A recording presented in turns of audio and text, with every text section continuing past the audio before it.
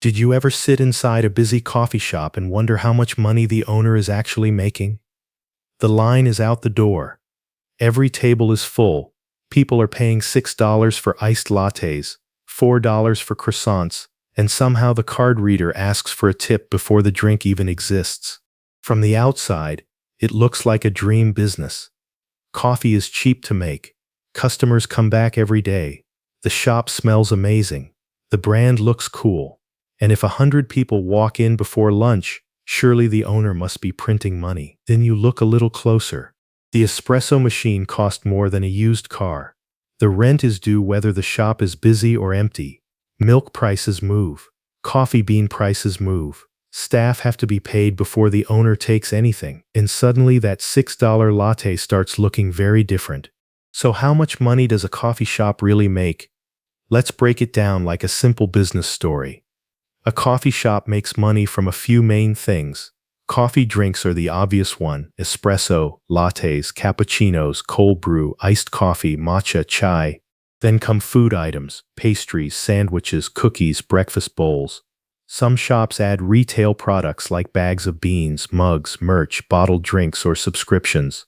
The best shops do not rely on one sale. They try to increase the average ticket. Because a customer buying one $3 drip coffee is very different from a customer buying a $6 latte and a $5 pastry.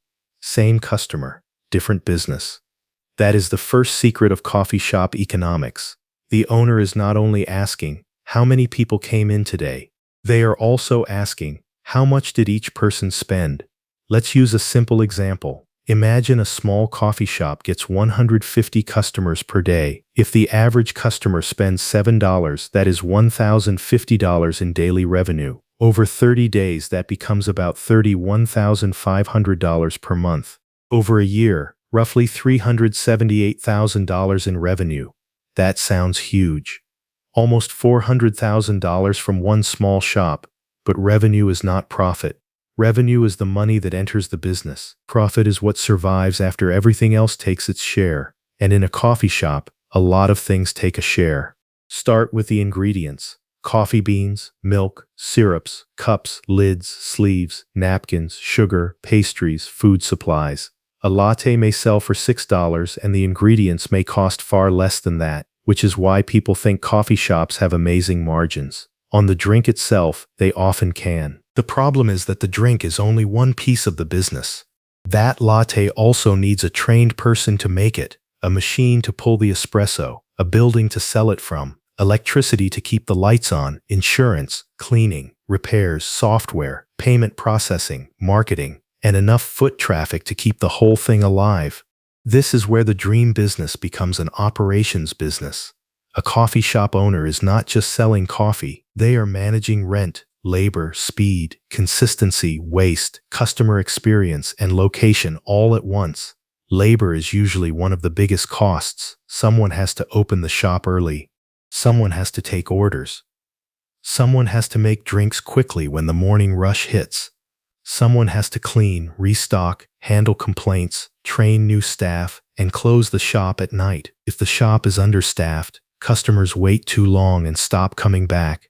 If it is overstaffed, payroll eats the profit. That balance is harder than it looks. Then there is rent. A coffee shop needs visibility. A hidden location with cheap rent may save money, but it may also have no customers. A great corner near offices, schools, stations, gyms, or shopping streets can bring traffic. But the rent can be brutal. So the owner is always making a trade. Do you pay more for foot traffic, or do you save on rent and spend more on marketing? The best coffee shops often win before the customer even orders. They win with location. A mediocre coffee shop in a perfect location can sometimes outperform a beautiful coffee shop where nobody walks past. Now let's go back to our example. The shop makes about $31,500 per month. Out of that, food and drink costs might take a chunk. Labor might take another large chunk. Rent, utilities, insurance, software, repairs, card fees, marketing, and taxes all keep pulling from the same pile. By the end, a coffee shop that looked busy all day might only keep a small percentage as profit. That is why coffee shops can feel confusing. A shop can be busy and still struggle.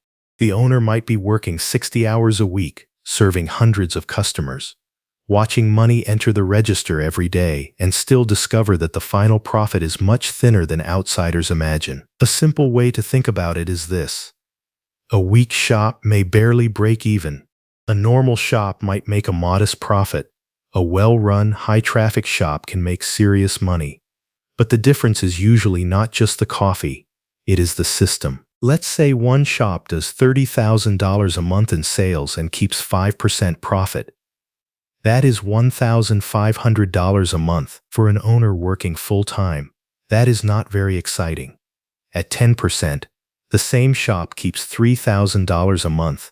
At 15%, it keeps $4,500 a month. Same revenue. Very different owner life. Now imagine a stronger shop doing $60,000 a month. At 10% profit, that is $6,000 a month. At 15%, it becomes $9,000 a month. Now the business starts looking very different. This is why volume matters. A coffee shop has fixed costs. Rent does not double just because you sell more lattes. The espresso machine is already there. The sign is already on the wall. The insurance is already being paid. Once the shop covers its basic costs, extra sales can become much more valuable. That is why the morning rush is so important. The coffee shop does not have all day to make money equally. There are peak hours. Before work, lunch, afternoon coffee. If the shop misses those windows, the day becomes harder to save. A busy 2-hour morning rush can be the difference between a good day and a weak one. The smartest shops design everything around speed during those hours. The menu is clear. The workflow is tight. The baristas know the routine. The line moves. The drinks are consistent. Because in coffee, slow service can be expensive. If 10 people walk away because the line looks too long, that could be $70 gone in a few minutes. Repeat that every morning, and the shop loses thousands. Another hidden factor is average ticket size. A coffee-only customer may spend $4 or $5, add a pastry, and the ticket might become $9 or $10. Add a breakfast sandwich, and it could become $12 or $15. This is why pastries sit right beside the register. It is not random. A croissant is not just food. It is a margin strategy. The owner wants the customer to think, I'm already here. I might as well add something. That small add-on can change the whole business.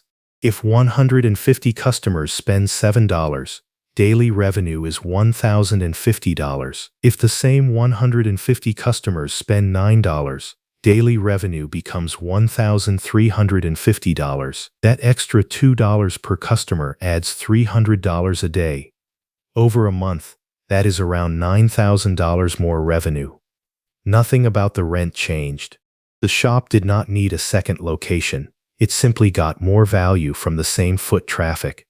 That is why coffee shops care so much about upsells, displays, loyalty apps, seasonal drinks, and branded products. They are trying to turn a simple coffee habit into a bigger customer relationship. But coffee shops also have a dangerous enemy: waste. Milk expires, pastries go stale, food gets thrown away. Too much inventory wastes cash. Too little inventory loses sales. If the owner orders too many croissants, profit gets tossed in the trash at closing time. If they order too few, customers leave disappointed. Good coffee shop owners are part accountant, part operator, part psychologist. They are always guessing tomorrow's demand based on weather, season, weekday, events, holidays, and neighborhood patterns. Rain can hurt foot traffic. A nearby office closing can crush the morning rush. A construction project outside the door can ruin months. A viral TikTok can suddenly bring a line down the block. This business looks cozy from the outside, but inside it is a daily numbers game. So what does the owner actually make? For a small shop, the answer might be surprisingly little at first. Some owners pay themselves less than they expected, especially in the early years when loans, equipment, build-out costs, and slow customer growth are still heavy. A stronger independent shop might make tens of thousands in annual profit. A very well-run, high-volume location can make much more, especially if the brand is strong and the operation is efficient. Multiple locations can change the game again. One coffee shop might be a job. 2 or 3 good locations can become a real business. At that point, the owner may step back from making drinks every day and focus more on systems, managers, suppliers, branding, and expansion. That is where ownership starts becoming more interesting. The first location proves the concept. The second location tests whether the concept can repeat. The third location begins to look like a brand. But expansion can also destroy the business if the first shop was only working because the owner was personally holding everything together. That is a huge lesson. A coffee shop that depends completely on the owner is not the same as a coffee business that runs on systems. One creates income through hard work, the other can become an asset. And that is the real question behind every coffee shop. Are you buying yourself a demanding job? Or are you building something that can eventually work without you standing behind the counter every morning? The dream version is simple: a beautiful shop, loyal customers, strong margins, happy staff, and enough profit to make ownership worth the risk. The harder version is also common: long hours, thin margins, equipment problems, rent pressure, staffing issues, and an owner who realizes that selling coffee is easy compared to running a profitable operation. So how much money does a coffee shop really make? It depends on traffic, average ticket size, rent, labor, food costs, speed, location, and whether the owner can turn coffee into a system. A busy shop might bring in hundreds of thousands a year in revenue. The owner may only keep a small slice. A great shop finds ways to make that slice bigger. More customers, higher average tickets, better workflow, less waste, strong branding, repeat visits, smart pricing, and eventually, systems that do not rely on one exhausted owner doing everything. That is the difference between a coffee shop that looks successful and a coffee shop that actually makes money. The real product is coffee. The real business is traffic, margins, speed, and repeat customers. And once you see that, the next time you sit inside a packed cafe, you will look at every latte differently.